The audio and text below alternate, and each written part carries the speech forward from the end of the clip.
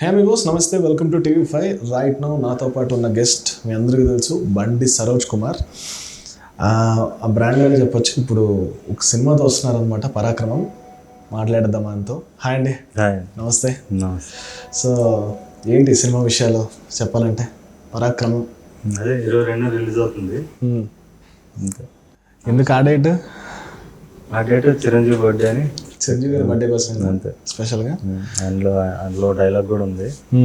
So కరెక్ట్గా ఉంటుంది కదా అనిపించి పెట్టాను. ఎప్పటి నుంచి ఆగారా, లేదంటే ఆయన బర్త్డే కోసం బాగుంది ఇలా? అలా లేదు, నేను ఫస్ట్ వేరే డేట్ అనుకున్నా కానీ లేట్ అయింది. అది షూట్ అయ్యి పోస్ట్ ప్రొడక్షన్ అయ్యేసరికి జూలైకి వచ్చాం. జూలైకి వస్తే బెస్ట్ డేట్ ఏమని చూస్తే ఓకే ఉంది కదా మనకి డేట్ అని అది పెట్టుకున్నాం. Okay okay okay. సో మీరు చాలా విషయాలు చెప్పారు, చాలా ప్లేసెస్లో చెప్పారు, మీ జర్నీ కానీ ఇదంతా. కానీ అసలు పరాక్రమం ఇది రావడానికి, దీని వెనకతలో ఉన్న హడిల్స్ ఏమేమి ఫేస్ చేశారంటే, ఇది ఇప్పుడు ఇక్కడ దాకా ఈ పొజిషన్ దాకా రావడానికి? అదే నేను యాక్చువల్లీ ముందు 3 సినిమాలు డిజిటల్ రిలీజ్, నిర్బంధం 2, మాంగళ్యం, వాటికి ఎక్కువ స్ట్రగుల్ ఫేస్ చేశాను. దీనికి స్ట్రగుల్ కన్నా కూడా మెంటల్ స్ట్రెయిన్ ఎక్కువ, కొంచెం యాంగ్షియస్నెస్ ఎక్కువ అనమాట. థియేటర్కి వస్తున్నాను, జాగ్రత్త చేయాలని 2 years నుంచి నాకు దాని మీద 1 year నేను ఖాళీ కూర్చున్నా ఇంట్లో. నాకు అసలు తోచలే ఎలాంటి కథ వెళ్ళాలని.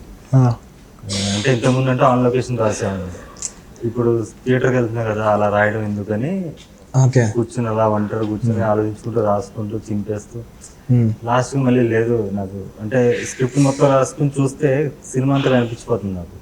నాకు అది నచ్చట్లా, వద్దు నాకు నా సక్సెస్ ఇలాగే వచ్చింది కదా ఇలాగే వెళ్దామని మళ్ళీ ఒక లైన్ మాత్రం అనుకుని వెళ్ళిపోయి అక్కడ ఆన్ లొకేషన్ రాసుకుంటూ అలాగే చేశాను. లొకేషన్ రూపాయి అవ్వాల్సిన 2 రూపాయలు అయింది, కానీ still I was satisfied. Okay fine.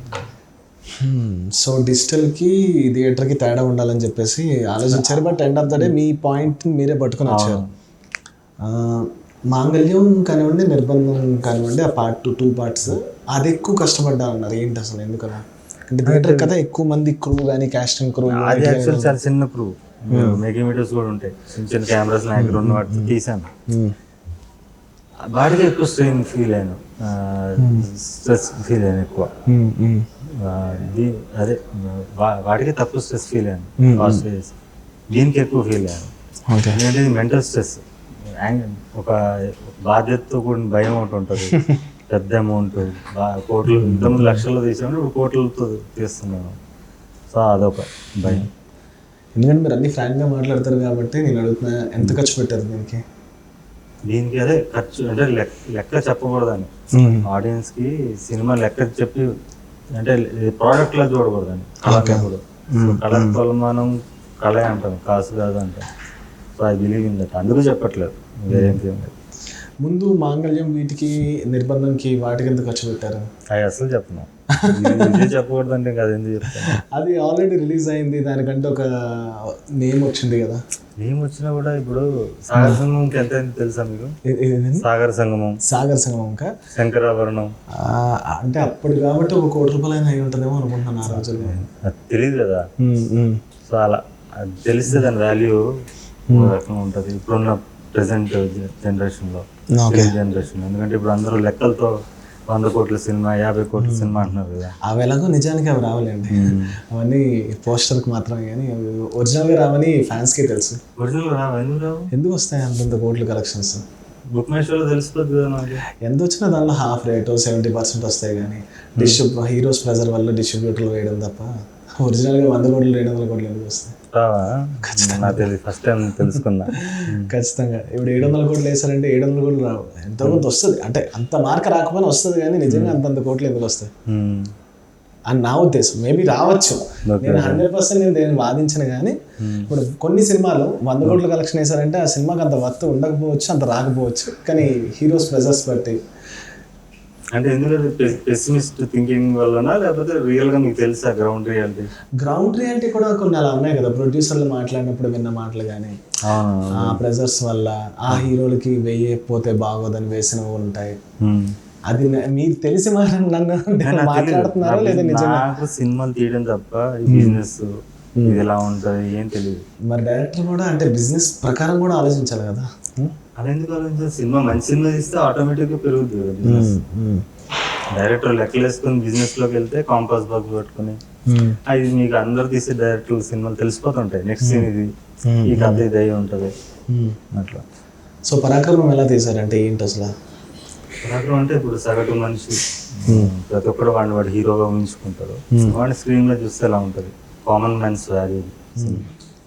So మీకు ఇష్టమైన క్రికెట్ కూడా కలిపినట్టున్నారు. అవును, క్రికెట్ అంటే క్రికెట్ డీప్ గా కాకుండా క్రికెట్ ని డ్రామాగా వాడుకున్నాను. ఓకే, అందులో మధ్యలో జరిగే డ్రామా ఇంపార్టెంట్ క్రికెట్ కన్నా కూడా. క్రికెట్ సినిమా అంటే సినిమా వైపు వచ్చారు మీరు? అంటే క్రికెటర్ అయ్యి సినిమాకి వద్దాం అనుకున్నా. క్రికెటర్ అంటే 36 years కి రిటైర్ అవుతాడు, అప్పుడు వద్దాంలే సినిమాకి అనుకున్నా. చూసాక లేదు సినిమా కరెక్ట్ మనకని వచ్చాను. ఎందుకు క్రికెటర్ అంటే దానికి కూడా పాలిటిక్స్ ఎక్కువ ఉంటాయని? అలా ఏం లేదు, కాంపిటీషన్ ఎక్కువ కదా. అక్కడ దేశానికి 11 మంది ఆడతారు, ఇక్కడ సినిమా గలీ కూడా తీయచ్చు. కానీ నేమ్ తెచ్చుకోవడం చాలా కష్టం కదా. నేమ్ తెచ్చుకోవడం చాలా కష్టం కదా. అది ఇంకా కష్టం, అది ఇంపాసిబుల్. అది ఇది నీకు టాలెంట్ ఉంటే you can show, you can exhibit. అక్కడ నీకు టాలెంట్ ఉన్నా కూడా 11 మంది రావాలంటే ఆ 11 మంది కన్నా ఎక్కువ టాలెంట్ ఉండాలి. లేకపోతే ఆ రిక్వైర్మెంట్, టీమ్ రిక్వైర్మెంట్ ప్లేస్ లో ఆ స్థానానికి నువ్వు స్లాట్ లో ఫిట్ అవ్వాలి. ఒక ఆల్రౌండర్ కావాలంటే నువ్వు మంచి బ్యాట్స్మెన్, ఆల్రౌండరే అవసరం ఉంది, బౌలర్ అవసరం ఉంది. అప్పుడు నువ్వు వెయిట్ చేయాలి కదా. దీంట్లో అలా లేదు. సో ఫ్రాంక్గా మాట్లాడాలంటే బిఎస్కే మూవీస్ చూసిన, డిజిటల్లో చూసిన ఫిల్మ్స్ అన్ని బూతులు ఎక్కువ ఉన్నాయి కదా, మరి ఇందులో కూడా అలాంటి టచ్ ఉండదు? ఒక్క మాట కూడా ఉండదు. ఎందుకలా అంటే? అంతే, అది ఇది మెయిన్ స్ట్రీమ్ ఆడియన్స్ కోసం తీసాం కదా. అవి కూడా బూతుల వల్ల హిట్ అవ్వలేదు, బూత్ మాటల వల్ల హిట్ అవ్వలేదు. కథ ఉంది కానీ ఎక్కువ రీచ్ అనేది జనాలు యూత్ పల్స్ పట్టుకునేది అయితే అటెన్షన్ కోసం. అంటే ఇలా ఎవరు చేయలేదు కదా ఇప్పుడు వరకు. ఏంటంటే హాలీవుడ్ లో వేసాడు, బాలీవుడ్ లో అండర్వేషన్ చేశాడు, తెలుగులో ఎవరు చేయలేదని మరి నేను చేశా. అది తప్ప నాకు అదేం ఫ్యాంటసీ కాదు. దానివల్ల సినిమాలు ఆడలేదు. సినిమాలు ఆడింది అందులో ఎమోషన్, అందులో డ్రామా వల్ల. సో వాళ్ళందరూ కూడా మెయిన్ స్ట్రీమ్ ఆడియన్స్. అవును, నా ఆడియన్స్ అందరూ సోషల్ మీడియాలో ఉంటారు. ఎవరో గవర్నమెంట్ ఎంప్లాయీ ఉంటాడు ఒక అతను, ఒక ఆవిడ టీచర్ ఉంటుంది. వాళ్ళకి సోషల్ మీడియా తెలియదు. వాళ్ళకి ఏంటి యూట్యూబ్ లో సినిమా ఉందని ఎవరో ఫార్వర్డ్ చేస్తే చూసుకుని వచ్చినాం. ఓకే, సో మీరు హాలీవుడ్ డైరెక్టర్స్ కొంచెం ఫాలో అవుతుంటారా? లేదు, ఎగ్జాంపుల్ చెప్తున్నా, నాకు అంత నాలెడ్జ్ లేదు. చూడండి అవన్నీ నాకు నచ్చవు హాలీవుడ్ ఫిల్మ్స్ బేసికలీ. సరే పోనీ ఇప్పుడు మీరు రాసుకునే రైటింగ్ లో స్క్రీన్ ప్లే కానీ ఏమైనా రూల్స్ ఫాలో అవుతుంటారు? 3 arc స్ట్రక్చర్ అని, లేదంటే లైక్ నేను నమ్మను. కాన్ఫ్లిక్ట్ అని అది ఏ చెప్తారు. సో 15 minutes ఇలా ఒక పల్స్ పడాలని ఇట్లాంటివి ఫాలో అయ్యి రాసుకోకుండా ఏంటి ఇన్స్పిరేషనల్ పాయింట్ ఏంటి, ఆ మోటో ఏంటో కథ రాసుకునేటప్పుడు ఎలా దాన్ని సెలెక్ట్ చేసుకుంటారు? ఇప్పుడు నేను అన్నట్టు 1 year పాటు కథని ఇవ్వనుకొని డ్రాఫ్ట్లన్నీ చింపేసుకొని ఫైనల్గా ఈ డ్రాఫ్ట్ వచ్చి ఇది సెలెక్ట్ అయ్యింది లైన్ తీసుకుని అక్కడికి వెళ్ళి. అలా లేదు, 3 కథలు రాసిన వేరే వేరే కథలు, 3 నచ్చలా నాకు. ఇది వచ్చి కథ లేదు, డైరెక్ట్ వచ్చేసి అంటే నేను ఒకటి అనుకున్నాను, ఇట్లా అని నా లైఫ్ నుంచి కూడా నేను ఇన్స్పైర్ అయిన అనుకున్నాను. నన్ను నేను ఎలా చూడాలనుకుంటాను. ప్రతి సామాన్యుడు వాడిని హీరోగా చూడాలనుకుంటాడు కదా, అంటే వాడు ఇమాజిన్ చేసుకుని ఆ ఇమాజినేషన్ లోనే సినిమా తీసుకెళ్ళాను. ఒక లైన్ ఒకటి అనుకున్నాను. సో నాకు మీకు బాగా అనిపించింది ఏంటంటే మీ లైన్, అంటే మీ కథ విన్నప్పుడు, బయోగ్రఫీలో విన్నప్పుడు ఒక కథ అంతమంది హీరోల దగ్గర తిరిగిందా? సో చెప్పగలరా కొంచెం దాని గురించి? దాని గురించి చెప్పేసి ఆల్రెడీ బోరింగ్ అది. కానీ ఎందుకంటే తగ్గితే ఏమైందంటారు? అప్పుడు తగ్గుంటే ఒక పాటకి ఆ స్టోరీ ఏమవుద్ది, ఒక పెద్ద హీరోకి వచ్చి ఉండేది, ఆ రీచ్ చూసి ఇంకొక డైరెక్టర్ దాకా ఎంత నాన్ సెన్స్ అండి. ఇప్పుడు పూర్తిగా తెలిసినోడు ఎగ్జాక్ట్ గా నేను పెయింటర్ ఉన్నాడు అనుకోండి, పెయింటర్ ని డిస్టర్బ్ చేయకూడదు. వాడు ఎలా అనుకున్నాడు అలా వేస్తాడు. నాకు ఈ ముక్కు ఇలా చేయి, చెవి ఇలా చేయి అంటే అలా చేసే పెయింటర్లు ఉంటారు. నేను అలాంటి పెయింటర్ అవ్వాలని రాలా, నేనేదో పెయింటింగ్ వేస్తా. అంటే ఇప్పుడు మీరు అన్నట్టు డైరెక్టర్, ఫర్ ఎగ్జాంపుల్ రాజమౌళి గారే తీసుకోండి, శంకర్ గారు తీసుకోండి, ఎవరైనా సరే ఒక ప్రొడ్యూసర్ రిక్వైర్మెంట్ బడ్జెట్లో కొంచెం తగ్గించడానికో, కట్టింగ్స్ అనో, లేదంటే జాగ్రత్త పడ్డాలు ఉంటాయి కదా. నేను చాలా తక్కువ బడ్జెట్లో చేస్తా. నా మొదటి సినిమానే చాలా తక్కువ బడ్జెట్లో మీకు ఈ రేంజ్లో ఉంటుంది సినిమా. బడ్జెట్ విషయంలో నాతో ఎవరు ప్రాబ్లం లేదు. మరి సూర్య గారి బడ్జెట్ ప్రాబ్లమే వచ్చింది, మీకు ఒక బడ్జెట్ ఇచ్చి ఆ బడ్జెట్ అది యాక్చువల్లీ అదొక మైండ్ గేమ్. వీడు ఎలా చేస్తా, అది ఆ బడ్జెట్లో అది అవ్వదు. మినిమం ఇప్పుడు డైలీ రిక్వైర్మెంట్ ఒకటి ఉంటుంది కదా. రోజు 10 రూపాయలు నువ్వు ఖర్చు పెట్టే షూటింగ్ కి నువ్వు 2 రూపాయలు చేసే అంటే అది సరిగా చేయకపోతే నేను 2 రూపాయలు చేయలేను, అది ఇంపాసిబుల్. అది అలా తప్ప దాని గురించి అది మెయిన్ ప్రాబ్లం ఏంటంటే ఆ రోజు మొత్తం ఆ జర్నీ నా నచ్చల ఆ వ్యక్తితో, మూడో వ్యక్తితో. ఏంటి ఎందుకు అసలు అంతే ఎలాంటి అంటే రెస్పెక్ట్ కానీ ఒక కాన్ఫిడెన్స్ ఇవ్వాలి. ఇప్పుడు మనం ఒక మనిషిని మనం పిక్ చేసి మనం చేస్తున్నాం అంటే వాడికి మనం కాన్ఫిడెన్స్ ఇవ్వాలి. అంటే నువ్వు ఇదే టైం ఏదన్నా అవ్వచ్చు అనే ఫీలింగ్ మనం క్రియేట్ చేశాడు అనుకోండి, అక్కడ మనం ఉండకూడదు. అది సూర్య గారి దగ్గర కనిపించింది. ఆయన దగ్గర కాదు, థర్డ్ పర్సన్. ఓకే. ఆబ్వియస్లీ ఈ ఫీల్డ్ లో మేనేజర్స్ అనే వాళ్ళు అలానే ఉంటారు కదా. ప్రొడ్యూసర్ ఆయన ఇప్పుడు పెద్ద ప్రొడ్యూసర్ అట్లా కాదు, దాని గురించి చెప్పట్లేదు. ఎనీ పర్సన్ ఒక క్రియేటర్ని హ్యాండిల్ చేసేటప్పుడు ఒక రకంగా చేయాలి. నాలాంటి క్రియేటర్ అట్లీస్ట్ నాకు అనిపించింది వీళ్ళతో జర్నీ అవదు మనకి, వాళ్ళకి ప్రాబ్లం నాకు ప్రాబ్లమే అనిపించింది. నేను డైరెక్టర్ అవ్వడానికి రాలేదు కాబట్టి, బేసిక్లీ నాకు డైరెక్షన్ అనేది ప్రైమరీ ఇంట్రెస్ట్ కాదు కాబట్టి నేను కూడా తీయాలి అని యాడమెంట్గా ఉంది. అలాగే ఆలోచిస్తాను. సరే పోనీ అది ఓకే. మరి కేఎస్ రామారావు గారు రామ్ చరణ్ గారితో తీయమంటే ఎందుకు మరి స్టోరీ రాసుకోను, కొత్త స్టార్లతో వెళ్ళను, కొత్త వాళ్ళతో వెళ్తానని ఎందుకు అన్నారన్నా? అంటే నేను చెప్పాను నాకు ఇంట్రెస్ట్ లేదు, స్టార్లు తీయాలని లేదు. అది కూడా ఎవరో మార్కెట్ ఉన్న వాళ్ళతో చేయాలరా, వీళ్ళతో తిరిగితే టైం వేస్ట్, అంటే నాకు టైం అయిపోతుందని చెప్పి తప్ప నాకు ఇంట్రెస్ట్ లేదు. డైరెక్టర్ అవ్వాలని ఇంట్రెస్ట్ లేదు, జస్ట్ హీరో గురించే. మరి హీరోగా ట్రై చేశారు ఎప్పుడైనా? మరి ట్రై చేస్తే ఎవడిస్తాడు నాకు? మరి డైరెక్టర్ అవ్వాలి కదా, అప్పుడు మీరు నిరూపించుకోవాలి కదా. అందుకే నేను నిరూపించుకోవాలంటే నేను అనుకున్నది తీయాలి కదా. నువ్వు చెప్పింది అది చెప్పింది ఏది చెప్పింది తీసి సినిమా పోయాక ఏం చెప్పాడండి నన్ను అలాగ వచ్చినాయి. ఇప్పుడు కేఎస్ రామారావు గారు మీకు పిలిచి రామ్ చరణ్ గారితో స్టోరీ రామని చెప్పారు, ఫర్ ఎగ్జాంపుల్ చెప్పారు కదా. మరి దానికి ఏం మీకు ఏం కాంప్లికేషన్స్ కనిపించాయి? అంటే లైక్ నాకు మీ వెర్షన్ తెలుసుకోవాలని ఉంది. అంటే స్టార్ ఫిల్మ్స్ ఎలా వర్క్ చేస్తే నాకు తెలుసు. సో కాల్డ్ స్టార్ వర్క్ చేస్తారు అంటే ఎవరైనా చూసి కలిసాను, ఎంతమంది కలిసి అర్థమైపోదా వర్క్ చేయాలి, వాళ్ళతో వర్క్ చేయడం వేరు కదా. కలిసినప్పుడే కుదరలేదంటే వర్క్ ఎలా చేస్తావు? పెళ్లి చూపులు అమ్మాయి నచ్చపోతే సోమవారం వరకు వెయిట్ చేయంటే అట్లా కాదు కదా. నీకు తెలిసిపోద్ది, ఇన్స్టింక్ట్స్ తెలిసిపోతాయి కదా. సో నా మెంటాలిటీ కూడా అలా కాదు. నా మెంటాలిటీ ఏంటంటే కన్విక్షన్, నేను ఇలా అనుకుంటే అలాగే తీస్తా. తీసాక సినిమా పోతే కూడా నాదే రెస్పాన్సిబిలిటీ, హిట్ అయినా నాది రెస్పాన్సిబిలిటీ. హిట్ అయితే తీసేసుకోండి అందరూ, ఐ డోంట్ కేర్. బట్ నేను అనుకున్నా తీయాలి కదా.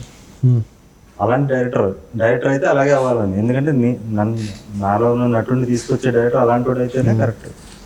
ఇప్పుడు మీ పోర్కలం సినిమా అంతమందికి చెప్పారు, అందరు స్టార్లకు నచ్చింది అన్నారు. లైక్ శంభు గారికి కూడా నచ్చింది అన్నారు, 8 months ట్రావెల్ చేశారన్నారు. ఇలా ప్రతి ఒక్క స్టార్కి నచ్చింది. అది తీశారు, ఏవో ఒక ఆయనతో తీశారు, ఒక పర్సన్తో తీశారు, అది వెళ్ళింది. ఒక టైం కాన్సిక్వెన్స్, ఆ టైంకి దానికి వచ్చే రిజల్ట్ దానికి వచ్చింది. ఆ తర్వాత కూడా మిమ్మల్ని గుర్తించి కొంతమంది ఆపర్చునిటీ ఇచ్చినప్పుడు దాన్ని కరెక్ట్గా వినియోగించుకోలేదని ఏమి మీకు ఫీల్ రాలేదా? ఎవరు ఆపర్చునిటీ ఇచ్చారు నాకు? ఇప్పుడు కేఎస్ రామారావు గారు కానీ మీరు చెప్పినట్టు ఆపర్చునిటీ అంటారు, అది బిజినెస్.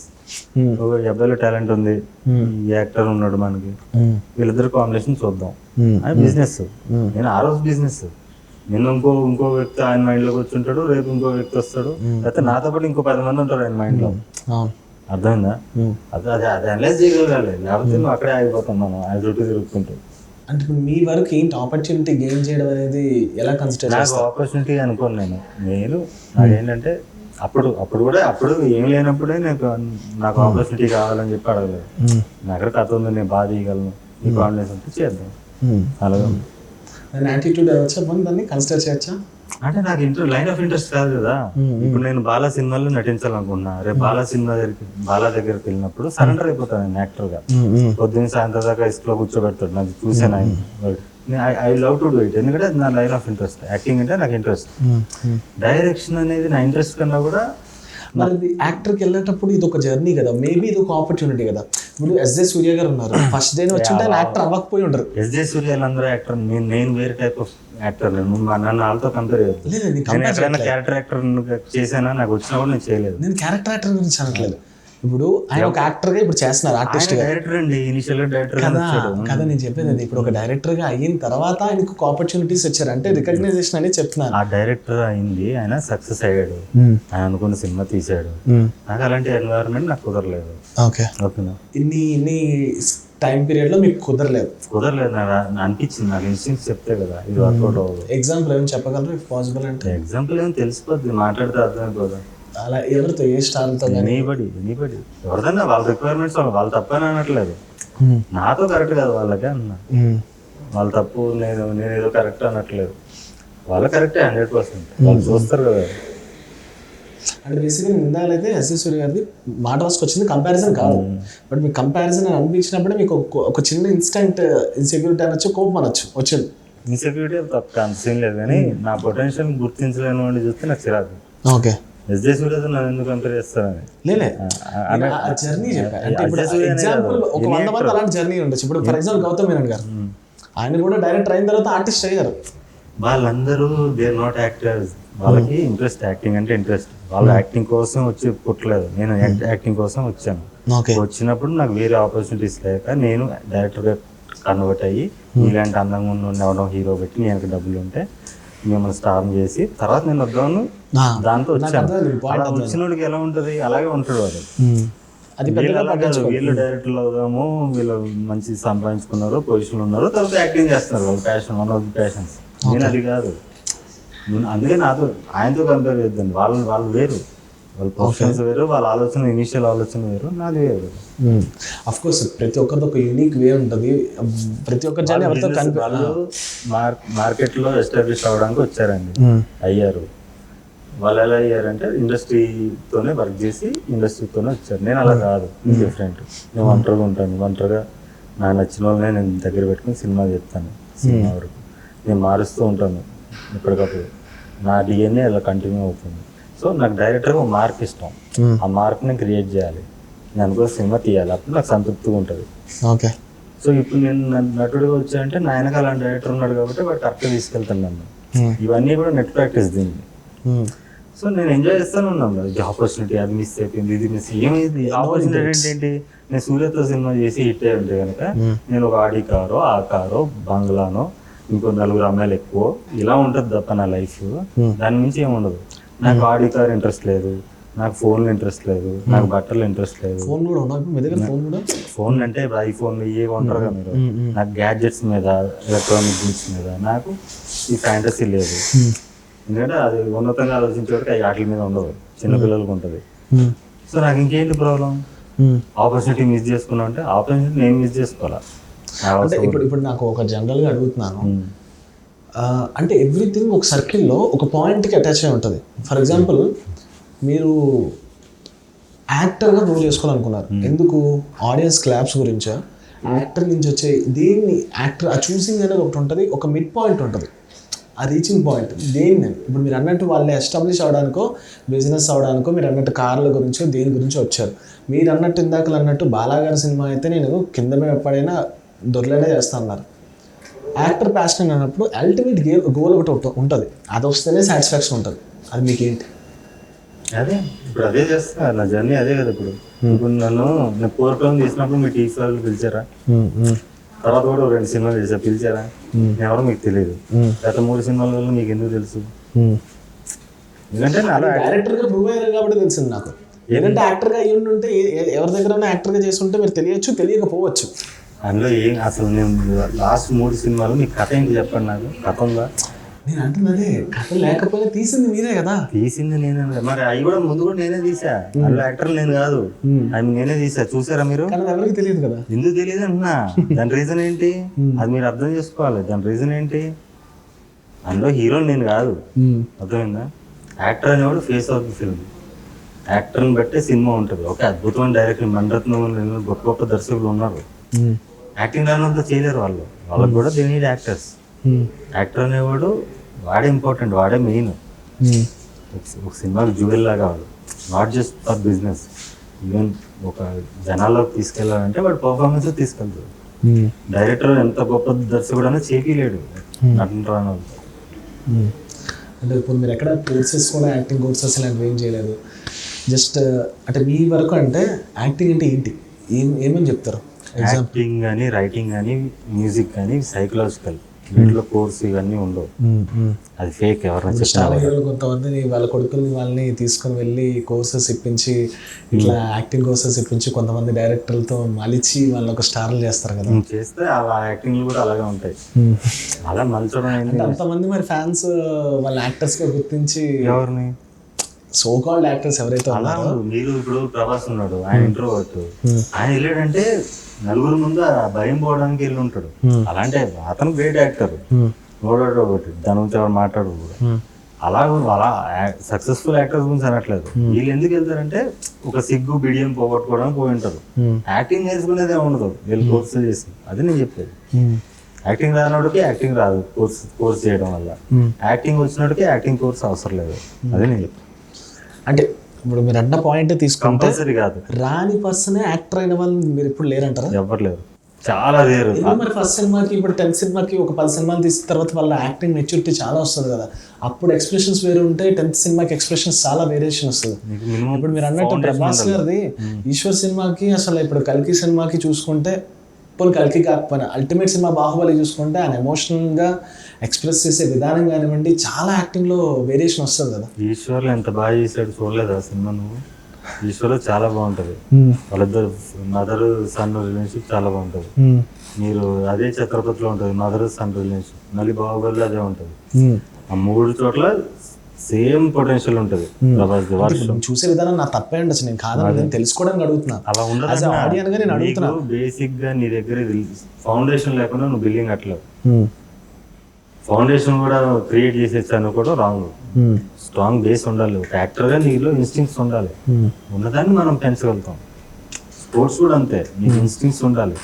అందరు క్రికెటర్లు ఎందుకు, ఒకళ్ళు అది ఆడతారు, వాలీబాల్ ఆడతారు, ఒకళ్ళు దీంట్లో ఇది ఆడగలిగే వాళ్ళు అది ఆడలేరు. అవి ఇన్స్టింక్ట్స్, అవి బై బర్త్ వస్తాయి, కొన్ని జెనెటిక్గా వస్తాయి, కొన్ని ప్రభావాల పరిస్థితుల ప్రభావాలు వస్తాయి, కొన్ని మైండ్ సెట్ వాళ్ళు వస్తాయి. సరే మీ సినిమాలు చూస్తుంటారు మరి? చూస్తుంటారు కదా. అంటే చూసామండి, ఇప్పుడు బిజీ అయిపోయింది. మీ సినిమాతో బిజీ అయిపోయారా? మిగతా సినిమాలు చూడడం మానేశారు? అంటే టైం లేదు చూడడం. ఓకే. సో మిగతా సినిమా హీరోలు రన్ అవుతున్నప్పుడు, వాళ్ళకి యాక్టింగ్ రాకుండా రన్ అవుతున్నప్పుడు మీ ఫీలింగ్ ఏంటి? ఏముండదు, మళ్ళీ వెళ్ళిపోతారులే అనుకుంటా, నవ్వుకుంటా. అంటే తక్కువ మంది అలా సక్సెస్ అయిన వాళ్ళు అందరూ మంచి యాక్టర్స్. ఇప్పుడు తెలుగులో ఉన్న వాళ్ళు అందరూ చాలా గొప్ప నటులు ఉన్నారు. ఇంకా ఇంకా వాళ్ళ పొటెన్షియల్ బయటకు వచ్చి దర్శకులతో చేయాలనే ఫీలింగ్ కూడా ఉంది నాకు. అదే వీళ్ళు ఇంకా బాగా చేయాలి వీళ్ళు కూడా. ఇప్పుడు ఒక తమిళ్ ఫిల్మ్స్ ఆ టైప్ లో వీళ్ళు చేస్తే ఇంకా నెక్స్ట్ లెవెల్ వెళ్తారని నా ఫీలింగ్. ఎందుకు రా ఫిల్మ్స్ అంటే మీకు ఇష్టమా? అంటే లైక్ నేను అనుకునేది ఫ్యూచర్ అదే. ఇప్పుడు ఆడియన్స్ మెచ్యూరిటీ పెరిగిపోయింది. ఆడియన్స్ ఇప్పుడు రెగ్యులర్ సినిమాలు చూసారు కదా. ఇప్పుడు లాస్ట్ వీక్ సినిమాలు పంపించారు ఇంటికి. అలా ఉండదు. రెగ్యులర్ మీరు స్టూడియో సినిమాలు వాళ్ళకి అర్థమైపోతాయి. స్టూడియోలో పెట్టి మేకప్ వేసి అంతా దొరికిపోతారు. స్కై-ఫై ఫిల్మ్స్ కానీ ఇన్ ఫ్యూచర్లో వచ్చే లవ్ జోనర్స్ కానీ ఇవేమి ఉండవు. ఆ జోనర్ తప్పనట్లా. వీళ్ళు నేను ఉంటాయి కదా రెగ్యులర్ కమర్షియల్ సినిమాలు, అమ్మ మేకప్ వేసుకుని ఏడుస్తుంటది, అలాంటి జనాలు లైక్ చేయరు అన్న. ఇప్పుడు శంకర్ గారు ఎప్పుడో తీశారు ఇలాంటి భారీ సినిమాలు. దాంట్లో రియలిజం ఉంటుంది. జెంటిల్మెన్ ఉన్నాడు అనుకోండి, అప్పడాలు చేసుకునేవాడు, నిజంగా అప్పడాలు కంపెనీ రన్ చేసి గోడౌన్ రన్ చేసేవాళ్ళగా ఉంటుంది. అలా రియలిజం దగ్గరగా ఉన్న కమర్షియల్ ఫిల్మ్స్ కే ఫ్యూచర్ ఉంటుంది. ఇప్పుడు ఆయన సినిమాలు చూసారా ఏమన్నా రీసెంట్గా? ఇప్పుడు చూడలేదు, ఒకప్పుడు గురించి. సరే, ఇప్పుడు మీరు తీసే విధానం ఎలా ఉంటుంది? మీ ఇప్పుడు పరాక్రమమే ఫిల్మ్ తీసుకోండి, తీసే విధానం ఎలా ఉంటుంది? అంటే లైక్ ఒక్కొక్కరికి ఒక్కొక్క జోనర్ ఉంటుంది కదా. ఏముండదు, నేను జోనర్ అనుకోనండి. కథ ఏం చెప్తే నన్ను కథ తీసుకెళ్తుంటుంది. అప్పటికప్పుడు నన్ను ఒక జర్నీ, అదే కథ రాయడం అనేది ఒక జర్నీ. ఆ జర్నీలోనే నేను సినిమా షూటింగ్ చేస్తుంటాను. ఇప్పుడు మీరు అన్న పాయింట్ తీసుకుంటే చాలామంది ఇండస్ట్రీలో దానికి అపోజ్. ఎందుకంటే దానివల్ల బడ్జెట్ లాసెస్ అనేవి చాలా ఉంటాయి. బౌండ్ స్క్రిప్ట్ లేకుండా, ఒక ప్రాపర్ సెట్ అనేది పేపర్ లేకుండా అక్కడికి వెళ్ళి రాసుకుంటే డైరెక్టర్ ఒక గంట తీయచ్చు ఆలోచన బట్టి. ఈ స్టోరీ కాదు, ఈ లైన్ కాదు, ఇంకో డైలాగ్ రాసుకుందాం. అక్కడ అన్ని లైట్స్ అంత సెటప్ 5 నిమిషాల్లో రాస్తాను, అది వేరే విషయం. నా మేకింగ్ వీడియోస్ అందుకే చూడమనేది. నేను రోజుకి 7 సీన్లు తీస్తాను. ఎవరు తీరు ఇండస్ట్రీలో 2 సీన్లు తీయగలుగుతాను మ్యాక్సిమం. అట్లా స్పీడ్ గురించి కాదు ప్రాబ్లం. నాకు ఆ జర్నీ నచ్చింది. ఫస్ట్ 3 సినిమాలు బౌండ్ స్క్రిప్ట్తోనే వెళ్ళా, 3 పోయినాయి. నాకు ఈ జర్నీ నచ్చింది. అండ్ నేను తీయను, డైరెక్షన్ నేను చేయను. వెళ్ళాక నాలో నటుడు చేస్తాడు. వాడికి ఏమనిపిస్తే అది రాస్తాడు, నేను రాస్తాను, వాడు చెప్తాడు, నేను చెప్తాను వాళ్ళకి. ఓకే. అంటే క్వాలిటీలో ప్రాబ్లం రాదంటారా? అంటే జనరల్గా నాకు అర్థం కాదు క్వాలిటీ. ఫర్ ఎగ్జాంపుల్ మీరు అన్నది ఇప్పుడు పరాక్రమం, ఇఫ్ ఐ ఆస్క్, మీరు టెక్నికల్గా అడిగితే ఎలాంటి కెమెరాస్తో దాన్ని వర్క్ చేశారు? Arial Alexa, anamorphic lenses. Salaar వాడిందే నేను వాడా. కానీ నేను ఇప్పుడు anamorphic lenses, వింటేజ్ లెన్సెస్ వాడాను. ఎందుకంటే దీంట్లో వింటేజ్ లుక్ రావాలి నాకు. ఓవరాల్ గా ఓల్డ్ ఫిల్మ్ క్లాసిక్ టచ్ ఉండాలని చెప్పి వింటేజ్ అంటే సాఫ్ట్ లెన్సెస్. డైలీ జింబల్ అందరు వాడేదే వాడాను, కానీ అందరిలాగా ఇలా షైనీగా ఇట్లా చూపిలా. సో ఇప్పుడు కలర్ వచ్చేసరికి నాకు డార్క్ ఫిల్మ్స్ అనేవి కొంచెం తగ్గాయి అనుకోండి, అంటే చూసి ఆడియన్ గా నేను చెప్తున్నాను, అదే బ్రైట్ ఫిల్మ్ గా చూడాలనిపిస్తుంది. మీరు చెప్పే కథనే చూస్తే కనెక్ట్ అవ్వరు, ఆ కథకి రెగ్యులర్ అన్ని సినిమాలాగా అయిపోద్ది. ఇప్పుడు జనాలు రిజెక్ట్ చేస్తున్నారు. ఇప్పుడు లాస్ట్ 4 సినిమాలు రిలీజ్ అయింది, 2 పెద్ద సినిమాలు ఇంటికి పోయినాయి. ఎందుకు పోయినాయి? ఇప్పుడు మిగతా 2 చిన్న సినిమాలు కూడా, తమిళ డబ్బింగ్ సినిమా అది కథ లేకపోవడం. ఇప్పుడు ఫర్ ఎగ్జాంపుల్ కథ కాదు, నువ్వు చూడ మేకింగ్ కూడా చూడు, రియలిస్టిక్ గా ఉన్నాయి, దగ్గరగా ఉన్నాయి రియలిజం కి. ఫ్యాంటసీస్ ఉన్నా కూడా చూసే లుక్ లో రియలిజం దగ్గర. విక్రమ్ సినిమా ఎందుకు హిట్ అయింది? Only because of photography.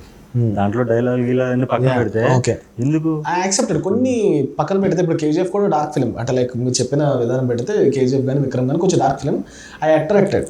Maybe BGM అవ్వచ్చు, ఇన్స్టింక్ట్ ఏదైనా అవ్వచ్చు.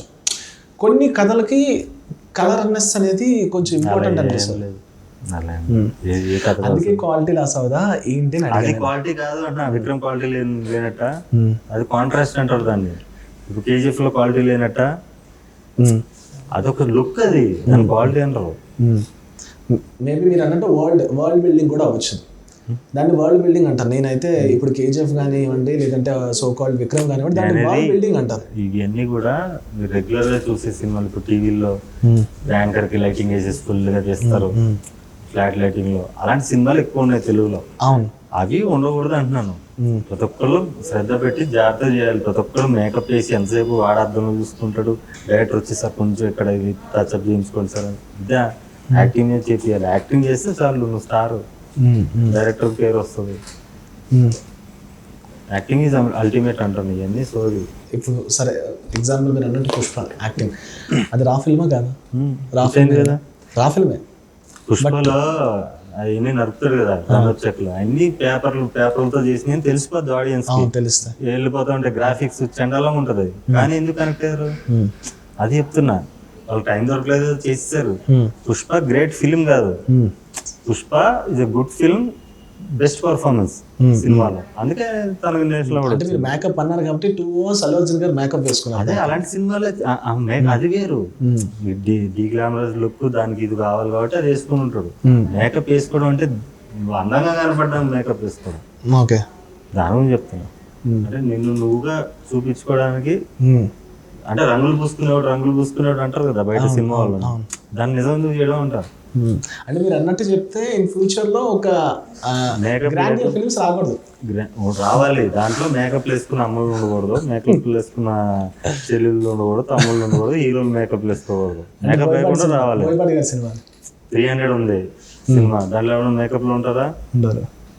వారియర్ అంటే వారియర్ లాగా ఉంటాడు. ఫుడ్ లేకుండా, స్నానం లేకుండా ఎలా ఉంటారో అలాగే ఉంటారు. వాడు యుద్ధానికి వెళ్తున్నాడు. బట్ 300 ఎలా తీస్తారు మరి?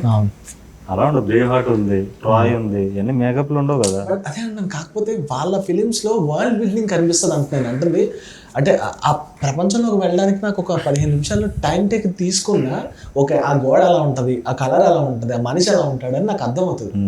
సో ఇప్పుడు మీరు అన్నట్టు నేను ఎందుకు ఇంత డిస్కస్ చేశానంటే 2 minutesకి 5 minutesకి ఏం తేడా ఉంటుందని అడిగారు.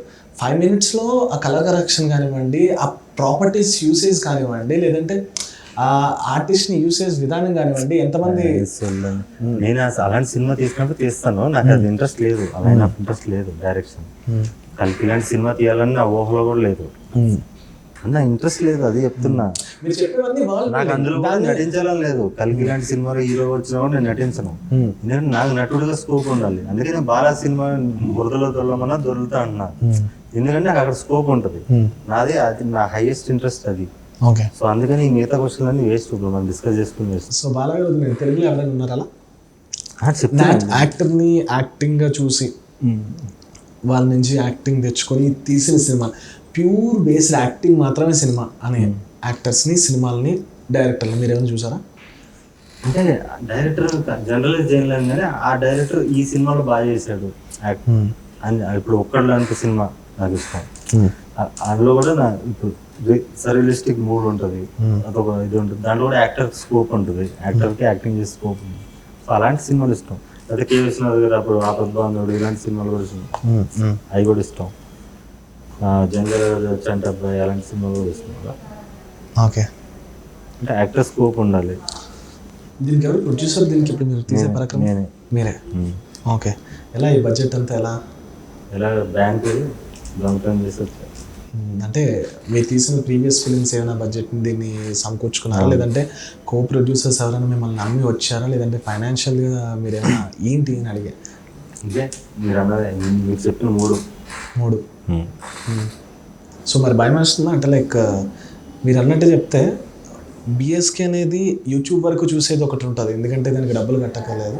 మీరు అన్నట్టు ప్రీవియస్ ఫిల్మ్స్ చూసిన తర్వాత మీ టాలెంట్ నమ్మి ఇచ్చిన వాళ్ళు, కానీ ఇది ఏంటంటే టికెట్ కొనుక్కోవాలి, కొనుక్కొని వచ్చి చూసేవి. ఇప్పుడు ఎగ్జాంపుల్ మీకు ఇష్టమైన రవితేజ గారు, మీరు ఒక దగ్గర చెప్పారు రవితేజ గారు సంథింగ్ ఇష్టం, అందరూ ఇష్టం.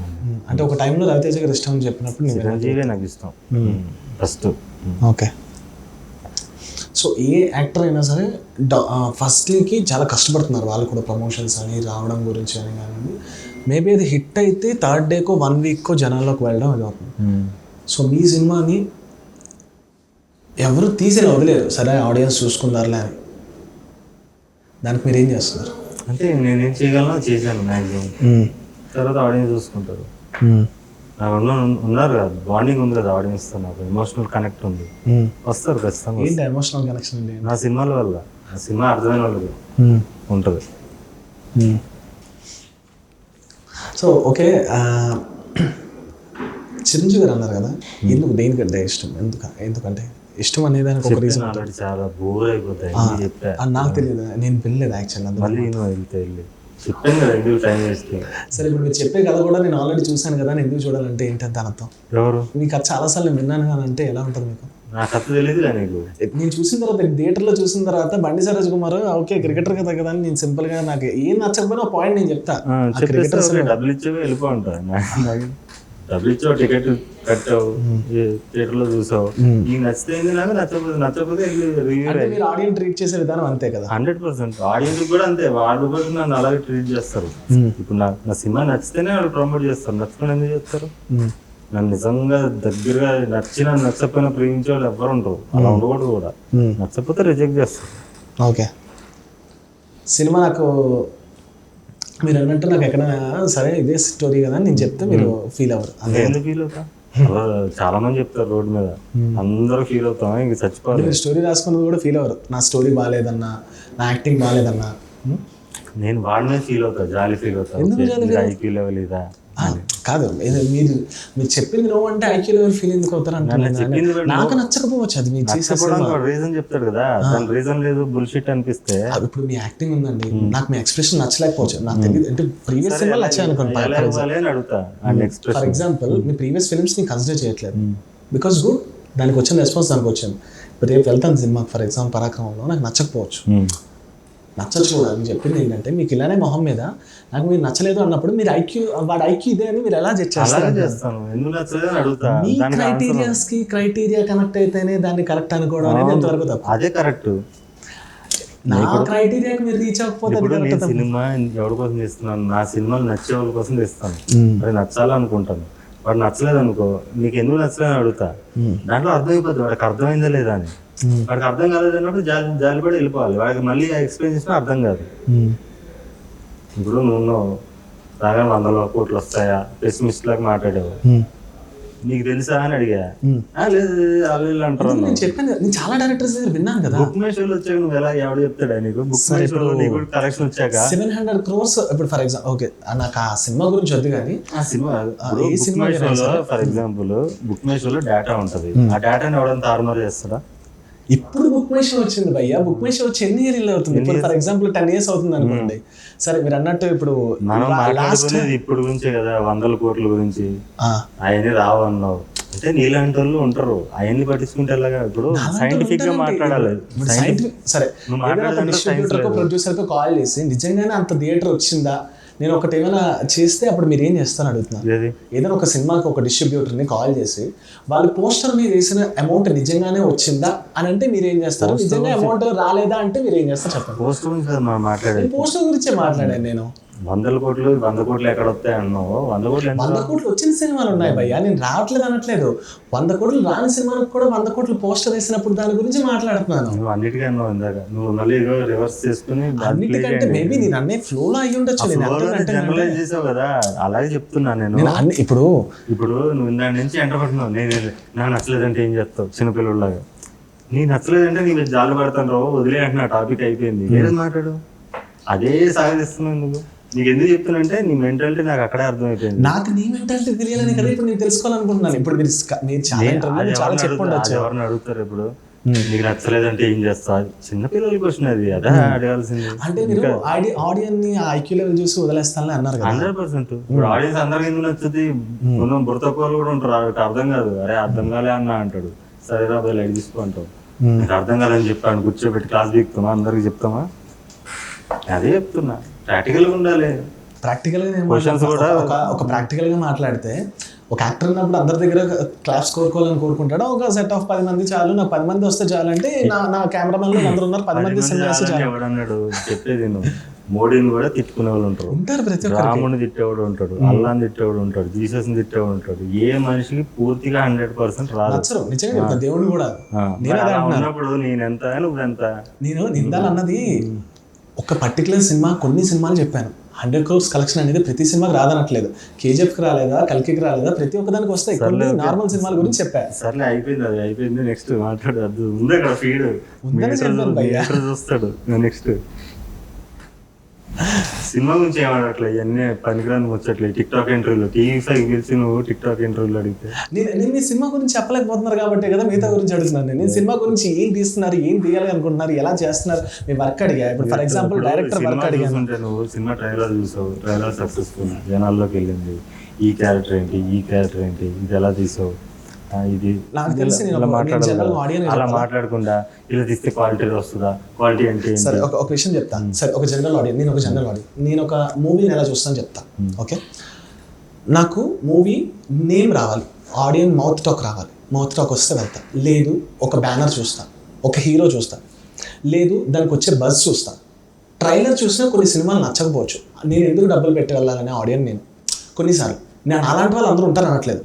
నేను పరాక్రమం అని వచ్చి ఇప్పుడు మిమ్మల్ని పిలిచినది ఎందుకంటే, what is your ideology, me perspective ఏంటి, మీరు తీసే విధానం ఏంటి, ఆ మాటలు నాకు కావాలి. నాకు అది నచ్చచ్చేమో, నేను అది చూసి వెళ్ళొచ్చేమో. మీరు తీసిన తర్వాత సినిమా ఎలాగో నచ్చచ్చు, నచ్చకపోవచ్చు, దట్స్ సెకండరీ ఆప్షన్. అది నేను అడిగి, మీరు తీసిన హీరోయిన్ క్యారెక్టర్ ఎంత బాగుందని చెప్పేసి నేను వెళ్ళను కదా. నేను ఆ హీరోయిన్ గురించి ఖచ్చితంగా వెళ్ళను. జనరల్ ఆడియన్స్ నాలాంటి వాళ్ళు ఉండొచ్చు, నేను దాని గురించి అడిగాను. అందుకే నేను ఫస్ట్ క్వశ్చన్ ఏమడిగా, మీరు తీసే విధానం నేను చూసాను. చెప్పు ఫస్ట్ షాట్ ఏంటి? క్రికెట్ ఆడుతూ ఒక, అంటే ఫస్ట్ షాట్ అంటే ఎగ్జాక్ట్గా షాట్ అంటే నాకు ఏముంటుంది చెప్పు. ఆడుతూ ఉంటారు, ఒక మాటలు వస్తాయి కొన్ని, నాకు అంత ఎగ్జాక్ట్ గుర్తులేదు. అది అందుకే ఇప్పుడు సినిమా జర్నలిజం అనేది అదొక క్రాఫ్ట్. ప్రాపర్గా తరోగా రీసెర్చ్ చేసి పిలిచి చేస్తే మంచి క్వశ్చన్లు వస్తాయి. అదే ఇలా టిక్ టాక్ క్వశ్చన్లు వస్తాయి, టిక్ టాక్ ఇంటర్వ్యూ అవుతుంది ముందు. సరే ఇంకా నెక్స్ట్ ఇంకేమైనా ఉన్నాయా? ఇంకేం లేదు భయ్యా. Thank you so much. Thank you. Sorry, BSK గారి విషయాలు. దిస్ ఇస్ ఆజమ్ హై సైన్.